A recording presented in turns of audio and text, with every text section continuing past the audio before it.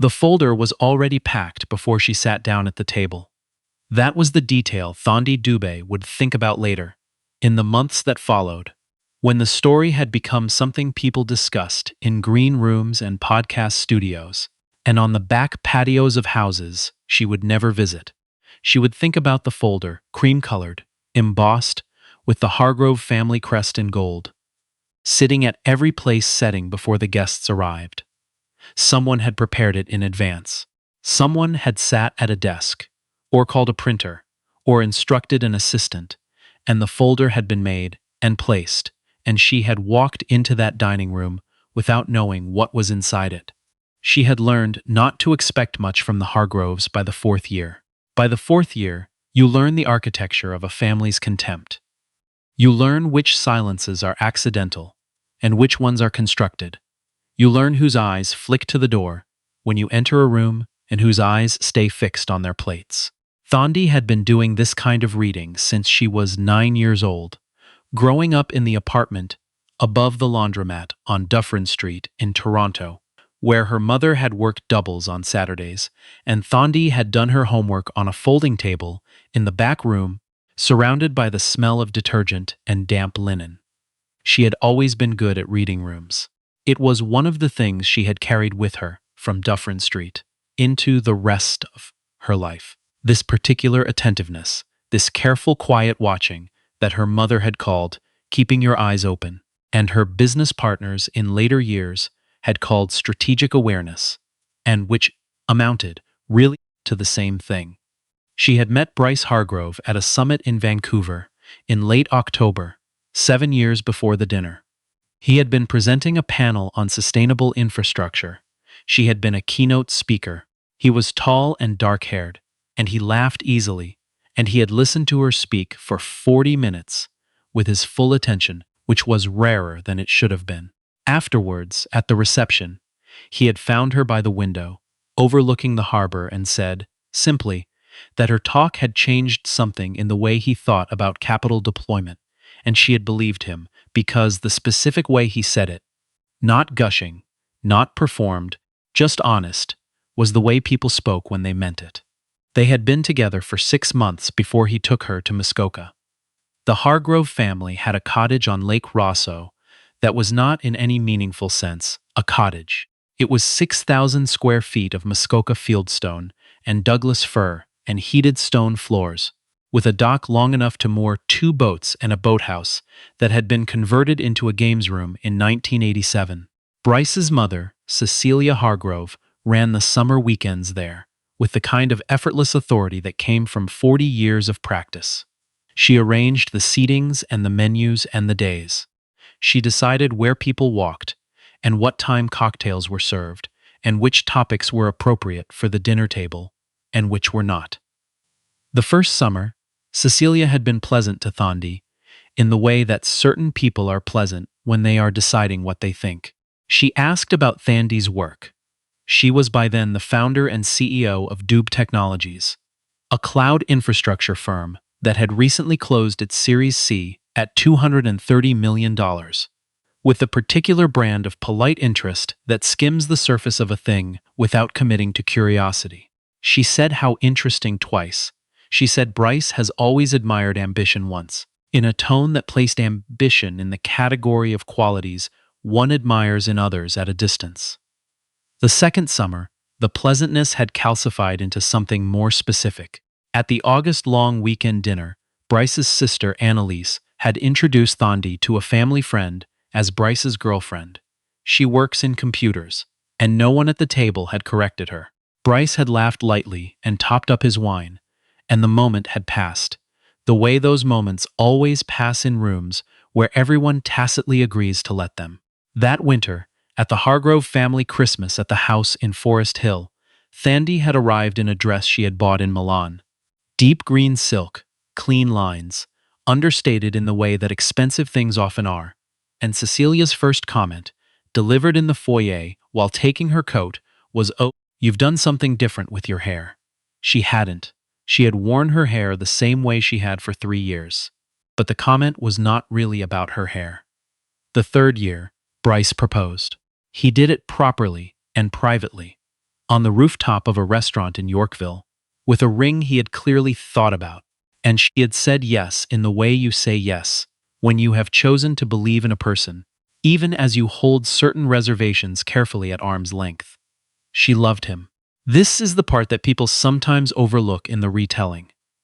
She loved him, genuinely, and she believed that love was enough to navigate the other thing, the particular gravitational force of a family like the Hargroves that pulled everything toward its center and asked, quietly and persistently, that you make yourself smaller to fit. She would later understand that she had overestimated one thing and underestimated another. She had overestimated how much Bryce would resist the pull, and she had underestimated the cost of staying. The engagement was not warmly received in Muskoka. Cecilia had said all the right things, and none of them had been warm. Annalise had hugged Thandi and then spent the rest of the weekend talking exclusively to Bryce. His brother Gareth had been the most honest, had said nothing at all for most of the weekend, and then, on the Sunday evening, had said to Bryce on the dock, not knowing Thandi was behind the boathouse door, "Are you sure about this, man? Because you know how Mum feels." And Bryce had said it's not up to Mum, and Gareth had said it never isn't, and then there had been the sound of a beer can opening, and the conversation had shifted. Thandi had stood behind the boathouse door for a moment before she walked back up to the house. She had looked out at the lake, at the flat dark surface of it in the evening light, and she had thought about Dufferin Street and the folding table and the smell of detergent. And she had thought, you have come too far to run from something uncomfortable. So she had walked back up to the house. She had sat at the dinner table. She had passed the bread. The wedding was in the Hargrove family church in Rosedale, followed by a reception at the house. 212 guests. A caterer from Yorkville. Flowers from a florist Cecilia had used for 30 years. Thandi's mother, Rosalind, had worn a lilac dress she had bought on sale at the Bay, and had cried 3 times during the ceremony, and once during the speeches. Her father had not been in her life since she was 11. 2 of her oldest friends from university were in the wedding party. Everything about her side of the room was smaller and warmer and more honest. The years after the wedding were not dramatically bad. This is the part that is hardest to explain to people who expect cruelty to announce itself. The Hargrove family's particular brand of exclusion was ambient. It was the kind that lived in texture rather than event.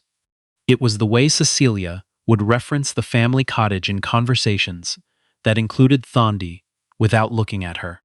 It was the way the annual Christmas card, which Cecilia designed and printed every year with a photograph from the Muskoka summer, featured Bryce prominently, and Thandi cropped to the edge for 2 consecutive years.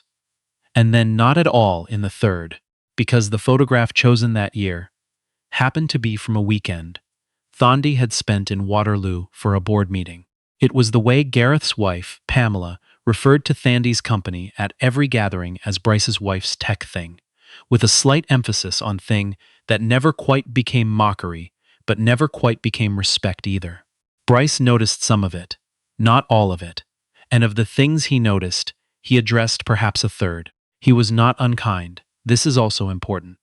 He was not a man who raised his voice or withdrew or punished with silence. He was a man who believed, genuinely, that the most productive response to discomfort was forward motion, and that most family friction resolved itself naturally if you didn't pull too hard on the thread. He said things like Mum means well, and Gareth just needs time, and let's not make a whole thing of it. He was 39 years old, and he had been trained from birth to smooth the surface of things, and he was very good at it.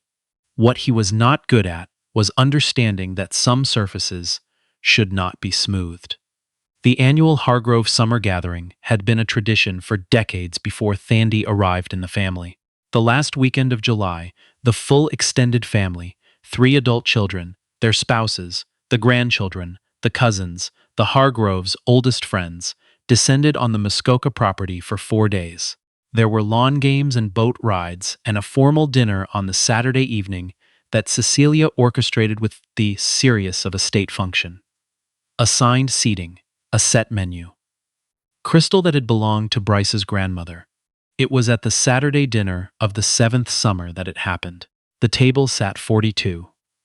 Thandi was placed at the far end, between Gareth's brother-in-law, a man named Douglas she had met perhaps 6 times, and who was pleasant but with whom she shared no common ground, and the empty chair of a cousin who had cancelled that morning. Bryce was seated 12 places away, near his mother. Thandi had learned by now not to read anything into the seating arrangements, which was itself a skill that had cost her something. The first 2 courses passed without incident. The catering staff, 3 of them in black, moving between the chairs, were efficient and quiet. At one point, one of them, a young woman with cropped hair, had leaned toward Thandi to pour water and had given her the slight nod of recognition that service staff sometimes give one another, not knowing Thandi was a guest. Thandi had noticed it, and had felt, for one brief second, both the sting of it and the complicated solidarity of it before letting both things go. Midway through the main course, Cecilia was telling a story about a fundraising gala she had chaired for the hospital foundation. The story involved a mix-up with the silent auction and required 25 minutes to tell, and was, Thandi understood, not really a story about a gala but a demonstration of the kind of person Cecilia was, her connections, her social authority, her position at the center of a certain world. And of course, Cecilia said, the Pemberton Holts were there. You know them, Bryce. And Cecily had just come from the awards dinner, which was black tie, so she was absolutely stunning, as she always is. And then, without transition, without any visible provocation, Gareth said something to Thandi. He set it down the length of the table, slightly raised so it carried. He was looking at her, not at anyone else. Thandi, he said, is that a new hairstyle? It's very, he paused, a half-second that contained an entire editorial. Urban. The table went quiet, not all at once. The silence moved through the room, in a small wave, person by person, as people registered what had been said and then registered the choice before them. 41 people at that table. Most of them looked at their plates. 2 of them, the youngest cousin, a woman named Petra who was 22 and hadn't learned yet how to pretend, looked up with an expression that was close to horror. Bryce, 12 places away, had gone very still. Thandi looked at Gareth. She did not look away. She held his gaze for 4 seconds, which is a long time when a room is silent, and then she said, quietly, it's the same hair I've had for 3 years, Gareth. Gareth said, right, of course, and picked up his fork, and the woman to his left said something to redirect the conversation, and within 60 seconds the table had reassembled its surface, the way it always did. But the silence had happened. 41 people had sat inside it, and Bryce, 12 places away, had not said a single word. This was the thing that mattered most, not what Gareth had said. Thandi had been cataloging versions of Gareth's comment for 7 years, and she was fluent in them by now. What mattered was the 12 places, and the stillness, and the absolute absence of Bryce's voice in a room where it would have meant something. She excused herself to go to the washroom after dessert was cleared. She walked down the hall and past the boathouse photos and through the sun porch, and she stood at the window and looked out at the lake, which was very dark by then and very quiet, and she said nothing for 4 minutes. She thought about Dufferin Street. She thought about her mother's hands, which had been rough and sure. She thought about the folder at every place setting. She had opened hers before dinner and found inside it a family trivia quiz that Cecilia had prepared, with photographs of the Hargrove family going back 4 generations. Thandi appeared in none of them. This had not been malicious, exactly. It had simply been the natural result of who was considered to be the family. She thought about Bryce. She walked back to the table. After the dinner, after the other guests had moved to the sitting room for drinks, she stood with Bryce on the dock in the dark. The water was flat. There were no other sounds. He said it in front of everyone, she said. I know. Bryce's voice was low. You didn't say anything. There was a pause. In the pause, Bryce looked out at the water, and Thandi watched his face, and she understood, in the way you understand things when you have been paying close attention for a long time, that this was not the pause of a man searching for words. This was the pause of a man deciding whether to be honest. I didn't want to make a scene, he said. I know, she said. She did know. This was the thing. She had always known this about him. She had chosen him, knowing this about him, and then had spent 7 years waiting for it to change. And it had not changed, and it was not going to change, and the patience she had allocated to that particular hope was now, finally, exhausted. She didn't say any of that on the dock. She said, I'm going to go to bed. She said it calmly, because she was a woman who had lived her life in rooms that expected her to be smaller than she was. And she had developed, over decades, a very specific kind of composure, the kind that doesn't flinch because it has already decided. She slept without dreaming. The next morning, she called her lawyer in Toronto. The next morning, she also called her assistant, and then her chief of operations, and then her personal communications director at Dubai Technologies, a woman named Adeze, who was exceptionally good at managing complex situations quietly. Adeze had 3 things to tell her. First, that the announcement was confirmed for Thursday. Second, that the advance notice had gone to all major outlets as scheduled. Third, that 2 board members had called to congratulate her personally. The announcement. This is the part the Hargroves did not know about. 3 weeks before the summer gathering, the Governor-General of Canada had informed Thandi Dubé, through an intermediary, that she would be awarded the Order of Canada. The formal public announcement, her name, her biography, the citation, was scheduled to be read on Thursday at 11 a.m. and would be carried by every major broadcaster in the country.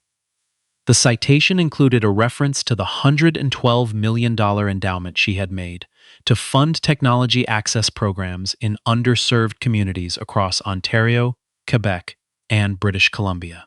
It included a reference to the 341 jobs her firm had created in Toronto's Northwest End, Dufferin Street, Jane Street, the neighborhoods where she had grown up. It included a summary of her career that would take approximately 4.5 minutes to read aloud. She had told Bryce about it in June. He had been proud, genuinely, and had kissed her forehead, and then had asked whether the timing would interfere with the Muskoka weekend. She had said no. The announcement was Thursday. The gathering began Friday. There was no conflict. What Thandi had not anticipated, what no one had anticipated, was that one of the board members at Dubai Technologies had mentioned the announcement, in confidence, to a journalist he trusted, and the journalist had confirmed it with the Governor-General's office, and the story had moved up a day. By 8 o'clock Wednesday morning, the news was not scheduled for Thursday.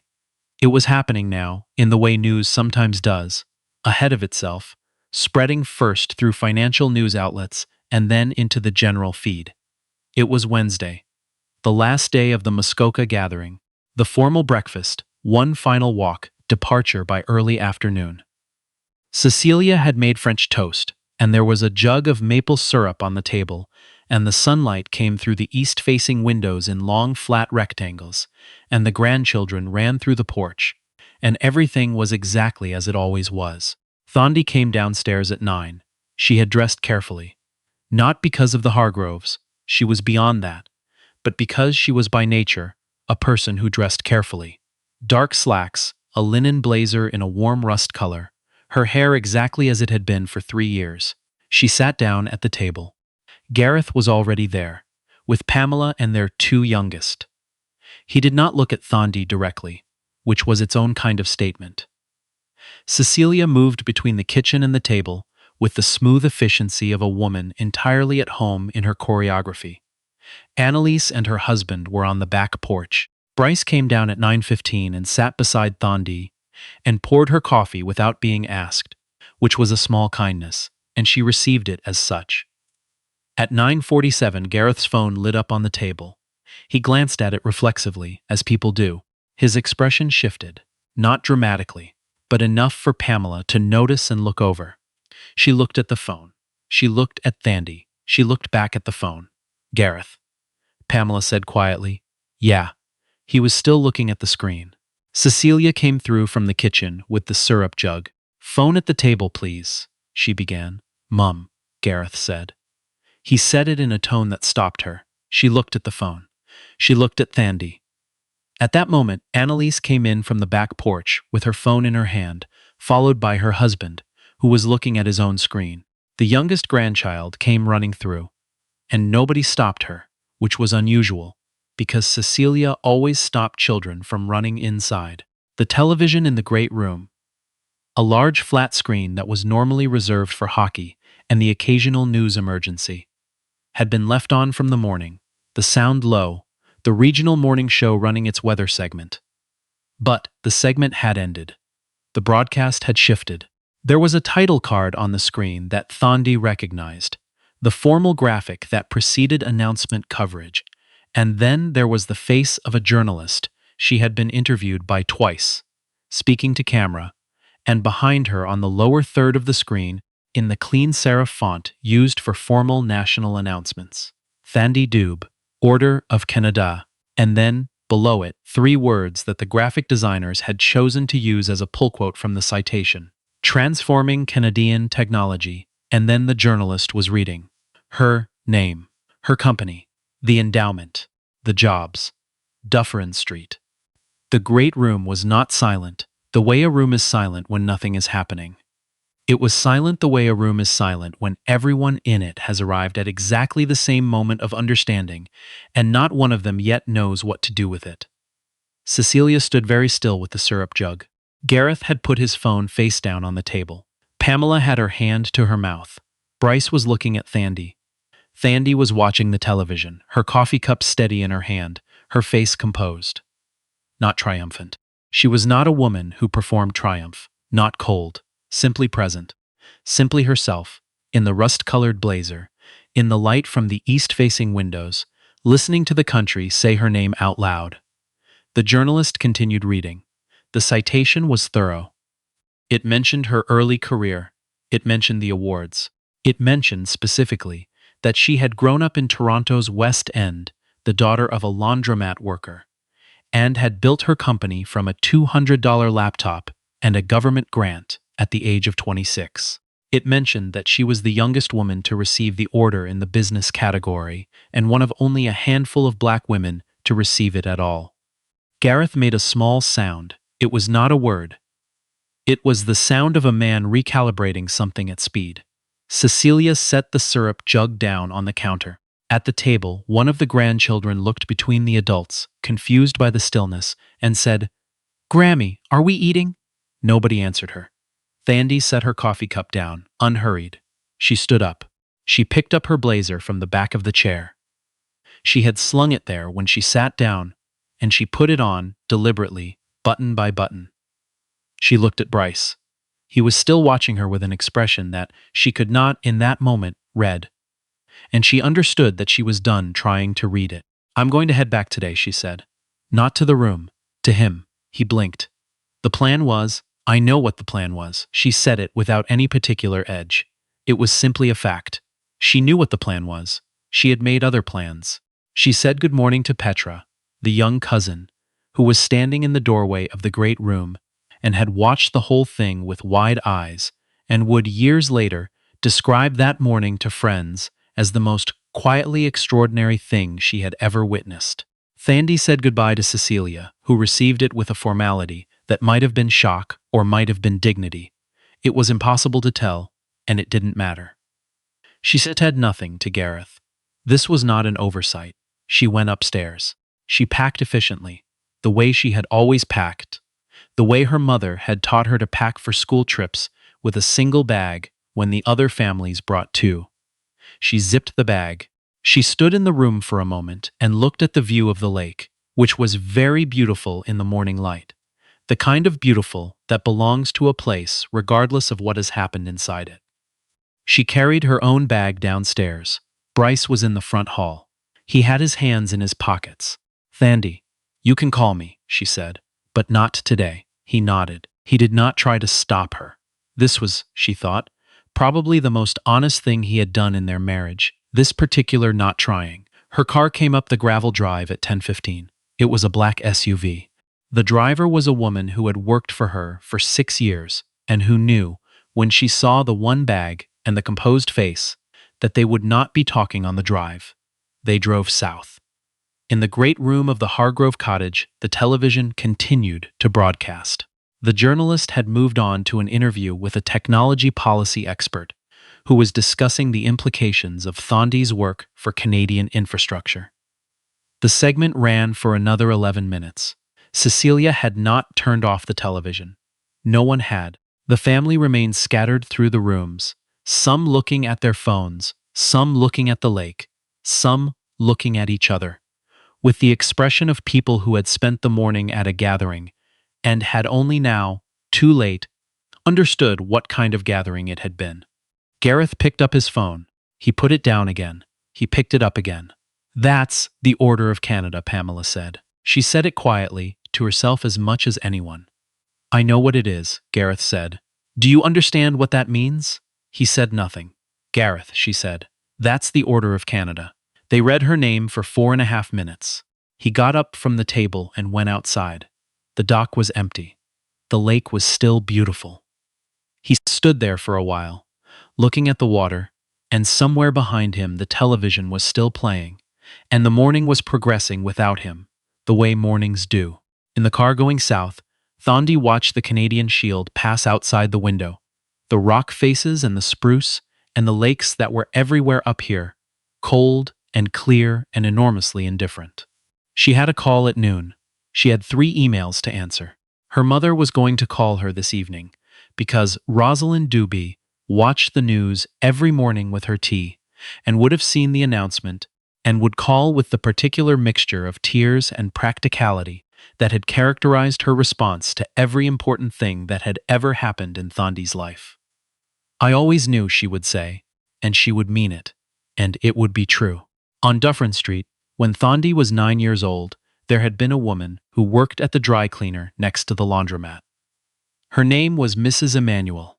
She was from Trinidad. She was 71 years old, and every Tuesday she brought a thermos of cocoa to Thandi's mother, and they drank it together on the step between customers.